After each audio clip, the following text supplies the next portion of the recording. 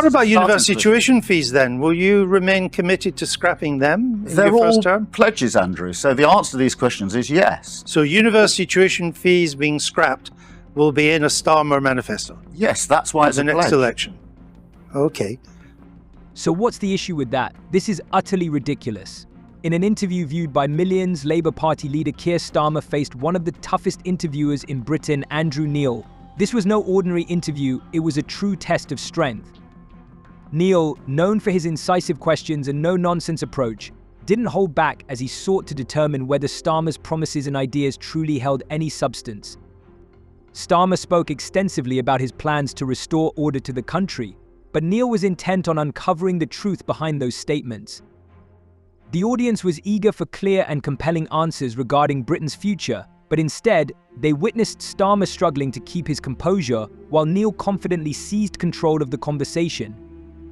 This could cost Starmer valuable votes in the upcoming elections, with potentially disastrous consequences. What happened in France, what is unfolding in France, is the defeat of the centre and the failure of centrist policies. These are exactly the policies which Keir Starmer is going to be elected on. Yeah. If he fails in Britain, and don't forget his policies are obsessed with net zero, pretty relaxed about immigration, high taxes, industrial strategy, metropolitan-based, metropolitan concerns rather than provincial concerns. If he fails, well, I can tell you this, Britain ain't going further left. There's only other one way it is going, and that is to the more populist right. Neil, clearly unimpressed by Starmer's evasiveness, relentlessly pressed the same question: will the Labour Party remain committed to nationalisation or not? The audience could sense the mounting tension. Starmer was clearly struggling.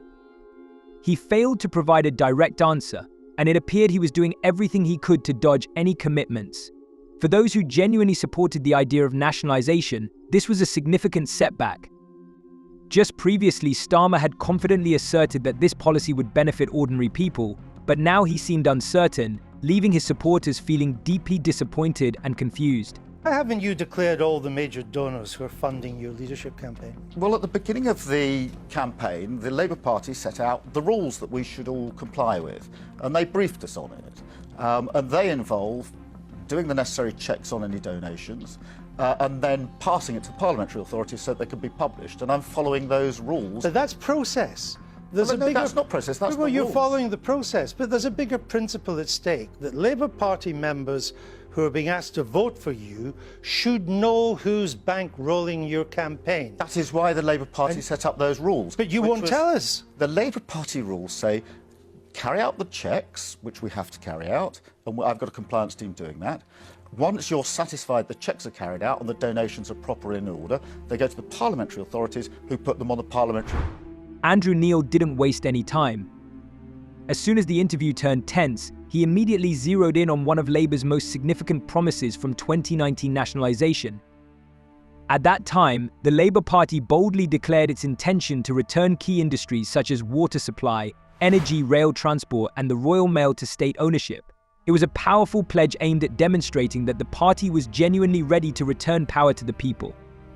Therefore, Neil wasted no time in asking a straightforward question: will these promises be included in the next Labour manifesto? Initially, Keir Starmer appeared taken aback, unsure of how to respond. Instead of simply saying yes or no, he referred to them as newbies. Neil was clearly frustrated by such a vague answer. He continued to press Starmer, emphasizing that a promise is not just empty words, it is a sacred commitment. Neil wanted to determine whether the Labour Party was truly serious about fulfilling its promises to the people, and his insistence only heightened the tension in the room. I must say, if you give a fluffy answer, then you are going to create a lot of fluff. So, but Tim, do you buy that? Andrew, what's fluffy about that? We're not going to raise. No, I'm not talking. No, I'm not talking about your answer. I'm talking about right. your leader. Okay. About your leaders. I'd never accuse you of a fluffy answer, Margaret Hodge. I was accusing Kier Starmer of a fluffy answer. Tim. Neil was determined not to back down. He persistently reminded Starmer that promises are not mere words; they are the sacred responsibilities of a leader. When someone makes a promise, it signifies that they must do everything in their power to fulfill it. Starmer's indecisiveness created a troubling impression that he was no longer confident in the Labour Party's plans. This raised a critical question: is the Labour Party still committed to state ownership, or are these just hollow words from a bygone era? For Neil, this was a matter of trust that he couldn't overlook. If Starmer can't uphold his own promises, how can voters place their trust in him as a future leader? In this segment of the interview, Starmer's inability to provide clear answers made him appear completely unprepared. Instead of exuding confidence and strength, he came across as insecure, allowing Neil to dominate the conversation. This moment left many questioning whether Starmer is truly fit to lead the Labour Party in the upcoming elections. Parliamentary website so that everybody can see them. I've been following that procedure. That is exactly the But the parliamentary other rules. candidates in this contest have published who is bankrolling their campaign. You seem to be hiding behind this process. Why won't you simply tell us tonight who are your 5 biggest donors? Andrew, how can you say I'm hiding behind a process when it's the Labour Party process? The Labour Party, at the beginning of Because you're hiding behind the process. the Labour Party Why said- don't you do what the other candidates do and tell? Don't Labour members have a right, Well- as they decide whether to vote for you or not, they want to know where your money's coming from? I've been asked that many times. I've said it's coming from trade unions, from crowdfunding, from individual donations. Who's your biggest donor? These were not just ordinary questions, they were a true test of strength. Neil aimed to determine whether Starmer genuinely meant what he had said earlier, or if he was merely using grand phrases to create an impression. He brought up Starmer's previous promises to improve critical areas like railways, energy, and even the Royal Mail. Neil was not about to let Starmer evade the questions or confuse the audience with convoluted explanations. He persistently demanded a clear answer on whether these promises would be included in his election platform. However, Starmer appeared completely flustered.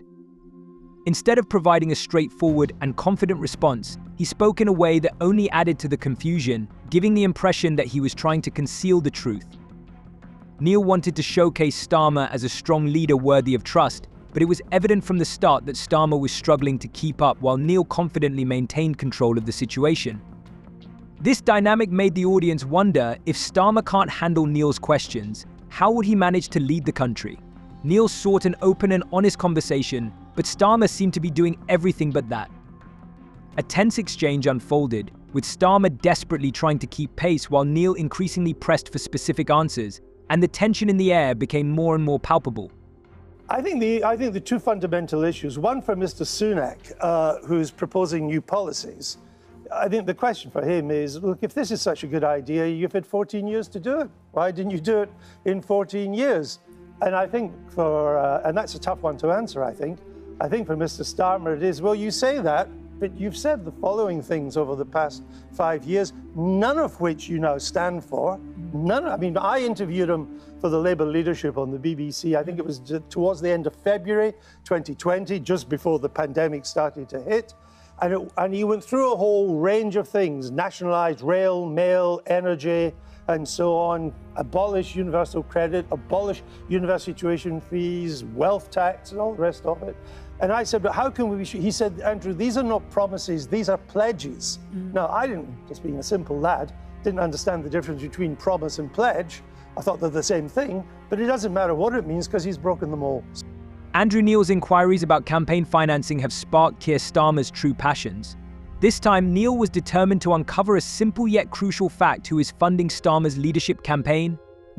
This is a completely legitimate question.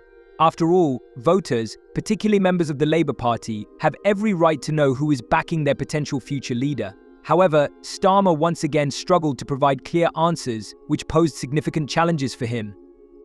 He mentioned 3 primary sources of funding: trade unions, crowdfunding, and individual donations.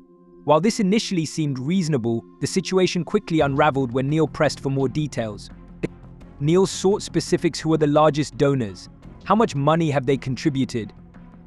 Instead of naming names, Starmer began discussing rules and processes, explaining that Labour had established systems to verify donations, implying that he was not obligated to disclose all the information immediately. Butler, when you say that Rishi Sunak and Keir Starmer are second-grade politicians, is that just because we're getting older, or is it true? Well, obviously, clearly, I didn't mean to say second rate. And are you sure I said it? Second grade. Because what I meant to say was third rate.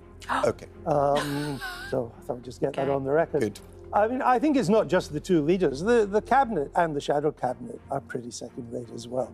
Both are There's a few exceptions, but by and large, they're not up to the task.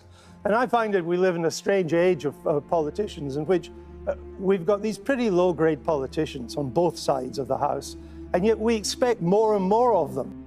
Neil wasn't convinced. He directly accused Starmer of hiding behind bureaucratic procedures. Neil's argument was straightforward and forceful. The Labour Party has every right to know where their leader's funding originates, especially before casting their votes. But Starmer's ambiguous responses did nothing to alleviate this pressing concern. He was unable to deliver an answer that sounded confident or transparent, which only heightened the tension in the room. Due to his indecisiveness, Starmer appeared defensive and secretive, leading to dissatisfaction and distrust among the audience. See you soon.